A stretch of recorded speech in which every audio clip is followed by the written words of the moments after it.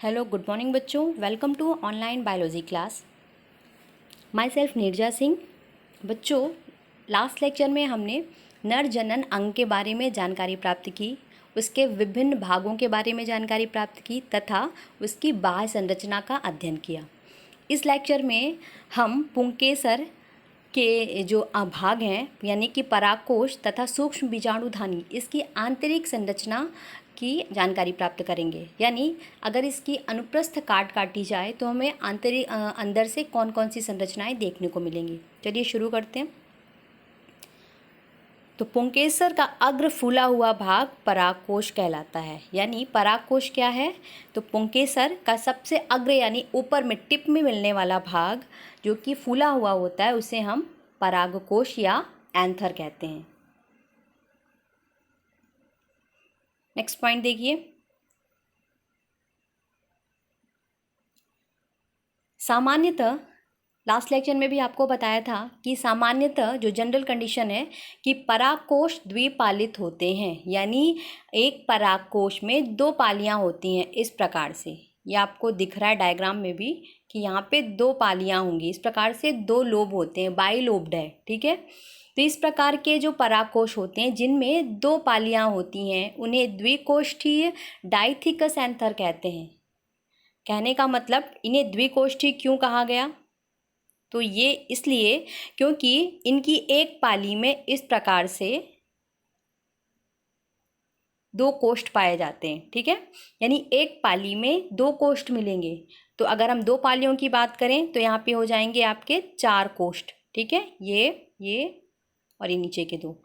तो सामान्यतः जो परागकोश होते हैं वो कैसे होते हैं? द्विपालित होते हैं और हर एक पाली में दो कोष्ठ पाए जाते हैं। इस प्रकार जो गोल संरचनाएं दिख रही हैं, ठीक है, जिन्हें हम माइक्रोस्पोरेंजियम, परागपुट या सूक्ष्म बीजाणुधानी के नाम से जानते हैं। ये गोल संरचनाएं, ठीक है। तो यहाँ पे दो कोष्ठ होते हैं, हर एक पाली में दो कोष्ठ होंगे। तो यहाँ पे दो पालियां हैं तो चार कोष्ठ होंगे। बात समझ में आ गई होगी। नेक्स्ट देखते हैं। अब प्रत्येक परागकोश पाली में दो सूक्ष्म बीजाणु या परागपुट होते हैं। आपको बता दिया कि हर पराग पाली में दो आपके सूक्ष्म बीजाणुधानी होंगी। इसका दूसरा नाम होता है परागपुट या इंग्लिश में इसको कहते हैं पॉलन सैक, ठीक है। इसको इंग्लिश में एक टर्म और दिया जाता है माइक्रोस्पोरेंजियम। आपके जो नाम दिए हिंदी में उसी से इंग्लिश नाम निकला है। देखिए, सूक्ष्म मीन्स होता है माइक्रो, बीजाणुधानी यानी स्पोरेंजियम यानी सूक्ष्म बीजाणु को धारण करने वाली थैली जैसी कोई रचना, ठीक है, जिनके अंदर क्या बनेंगे? सूक्ष्म बीजाणु यानी पॉलन ग्रेन बनेंगे, ठीक है। उसी के अनुसार नामकरण है।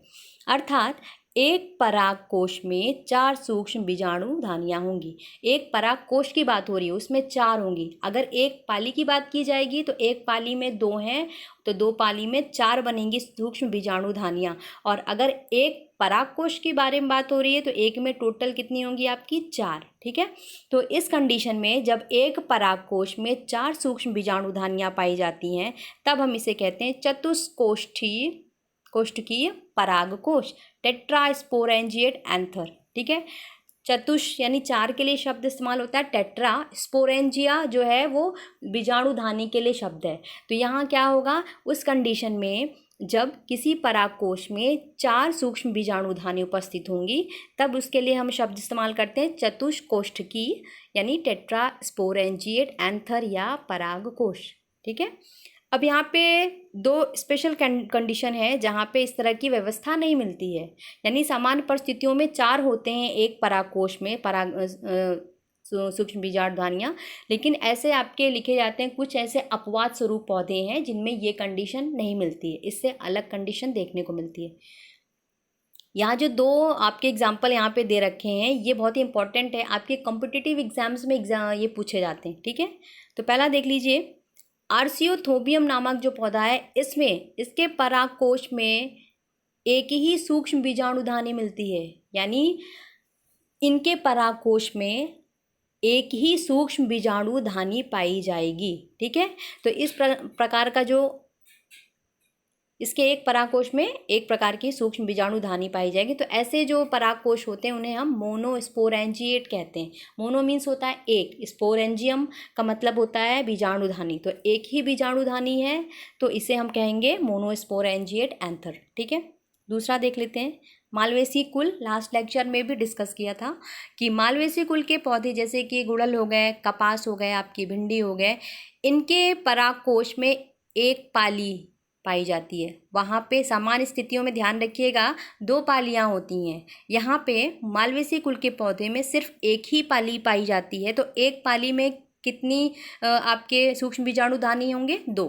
ठीक है, तो अगर एक ही पराग पाली पाई जा रही है तब हम इसे एक कोष्ठ की मोनोथीकस कहेंगे। थीका की संख्या कैसी कितनी है? 1, यानी एक कोष्ठ की मोनोथीकस कहा जाएगा। ठीक है, लेकिन इनमें सूक्ष्म बीजाणुधानी कितनी है? 2, यानी एक ही पाली है और इसमें 2 आपके सूक्ष्म बीजाणुधानी पाई जाएंगी। ठीक है, तो मालवेसी कुल में एक पाली होती है और उसमें 2 सूक्ष्म बीजाणुधानियाँ बनती हैं।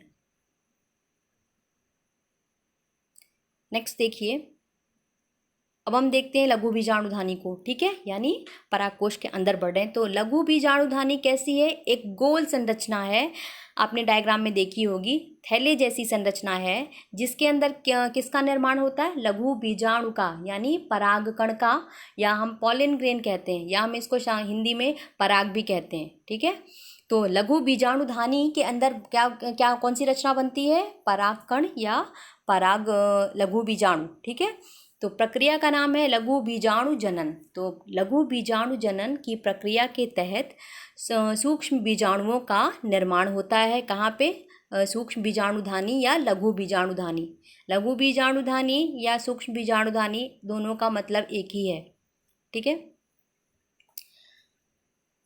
अगला देखिए, परागकोश की अगर हम अनुप्रस्थ काटेंगे तो लघु बीजाणु को घेरे हुए कई सारी परतें बन जाती हैं। तो हम इन परतों को पढ़ेंगे। तो सबसे पहली परत इस प्रकार से है, पहले आती है बाह्य त्वचा।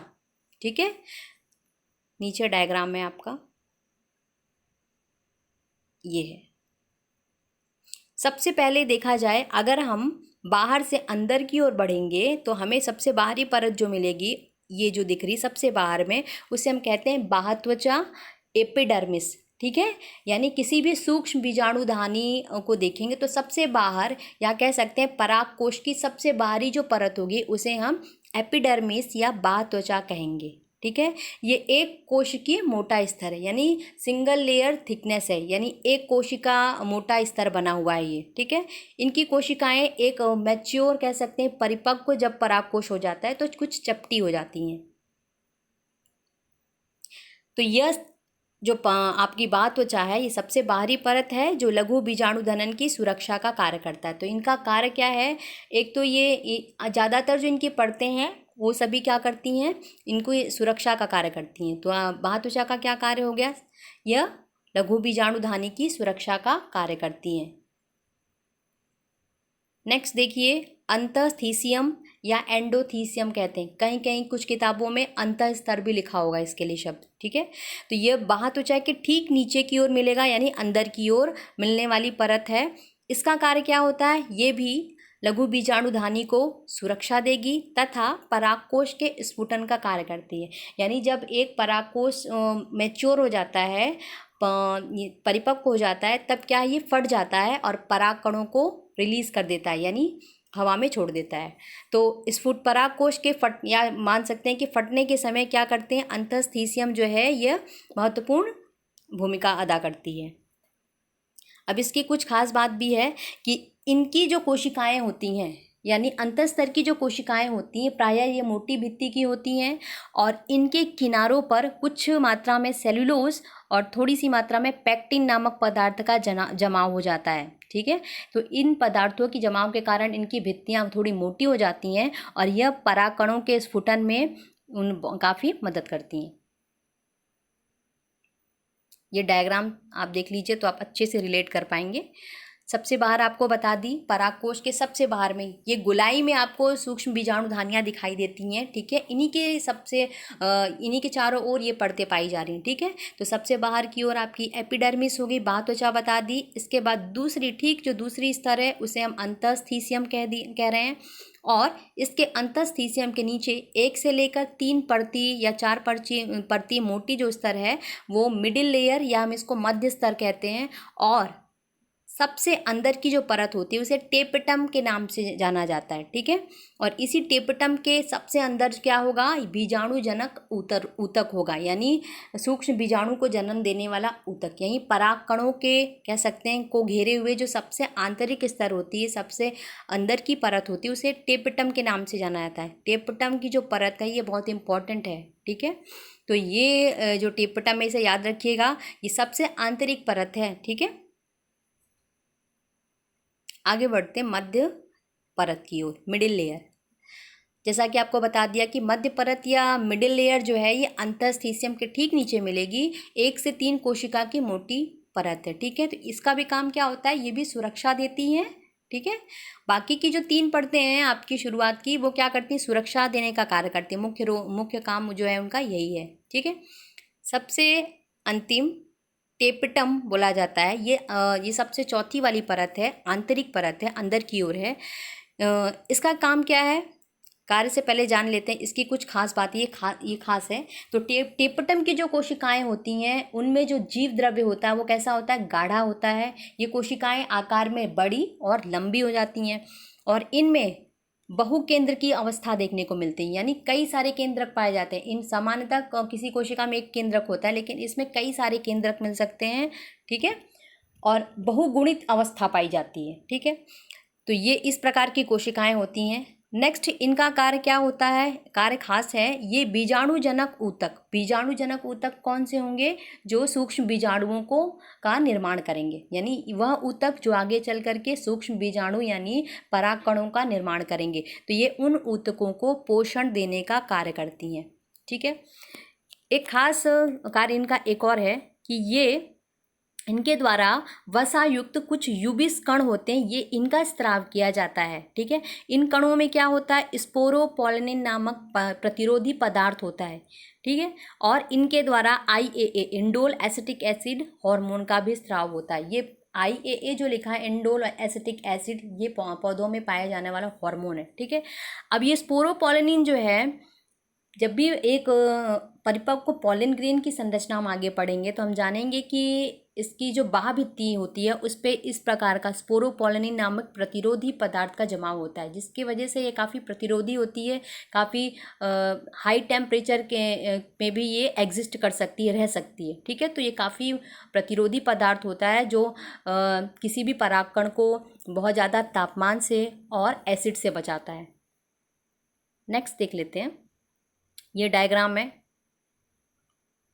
ये मैं इसके बारे में बात कर रहे हैं। ये सूक्ष्म बीजाणुधानी है और इसकी चारों तरफ क्या है, इस प्रकार की 4 परतों का निर्माण है। तो बाहर से अंदर की ओर बढ़ेंगे तो बाह्य त्वचा होगी, फिर अंतःस्थीसियम, इसके बाद आपकी मध्य परत, और सबसे अंदर में ये टेपटम, ठीक है। लास्ट लेक्चर में आपको बताया था कि एक संवहन ऊतक भी मिलता है दोनों पालियों के बीच में, ये बना हुआ है, ठीक है। तो संवहन ऊतक का कार्य क्या कार्य होगा किसी भी पौधे में, संवहन ऊतक जो होता है यह पोषण का कार्य करता है, यानी जल और पोषण प्रदान करेगा, ठीक है। किसी भी पौधे को जल और पोषण उसके संवहन ऊतकों से मिलता है। यह संवहन ऊतक जो होता है यह पुतंत्र से अटैच होता है, जुड़ा हुआ रहता है। नेक्स्ट पॉइंट देख लेते हैं, परागकोश की प्रत्येक पाली में, यानी हर पाली की बात करें तो लघु बीजाणु के मध्य बंद ऊतक भी होते हैं। यहाँ ये जो डायग्राम बनाया है ये तब की घटना है, उस समय की पोजीशन है जब एक परागकोश मैच्योर हो जाता है और वो फट जाता है, स्फुटन हो जाता है। तो यहाँ पे आप देख सकते हैं, यहाँ पे अलग अलग से 2 बीजाणु जो धानियाँ बनी थी, ये कैसी हो सकती, इनके बीच में कुछ क्या था, बंद ऊतक रहता है, स्टेराइल ऊतक रहता है, वो क्या होता है, नष्ट हो जाता है। उस समय कंडीशन यह हो जाती है कि इनमें ये जो आपकी पालियाँ इनमें ये पूरा एक प्रकोष्ठ ही रह जाता है। ये कैसे हो जाते हैं, उस समय ये एक प्रकोष्ठ वाले हो जाते हैं, क्योंकि इनके बीच का जो भी ऊतक था, जो दो बीजाणुधानियों को अलग कर रहा था, वो एक परिपक्व मैच्योर परागकोश में नहीं रहता है। ये तब की कंडीशन है जब स्फुटन का समय आता है, यानी जब कोशों का क्या फटने का समय आता है और उसके फलस्वरूप परागकण रिलीज किए जाते हैं निषेचन के लिए। तो प्रत्येक परागपाली में केवल एक प्रकोष्ठ होगा और इस प्रकार से हम कह सकते हैं स्फुटन के समय परागकोश में दो प्रकोष्ठ रह जाते हैं टोटल, एक ये और एक ये। आज के लिए बच्चों इतना ही। नेक्स्ट लेक्चर में हम सूक्ष्म बीजाणु जनन के बारे में विस्तृत अध्ययन करेंगे। धन्यवाद।